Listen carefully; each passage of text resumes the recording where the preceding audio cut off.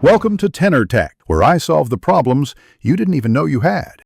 You start by preparing both devices.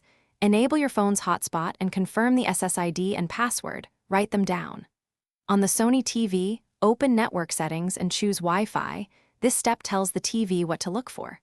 Once done, make sure the TV's wireless band matches your hotspot, too.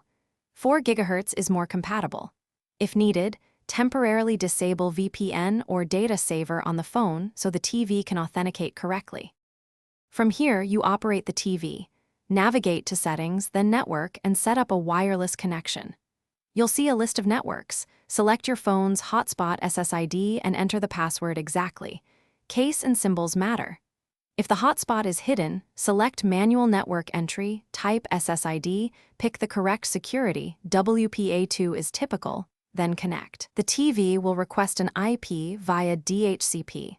Let it obtain one automatically, so apps can access the internet without manual IP configuration.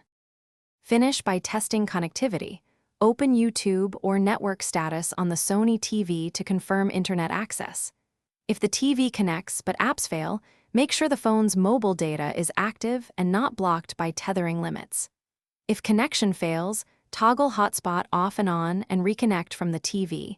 Restart both devices if needed. One key troubleshooting tip.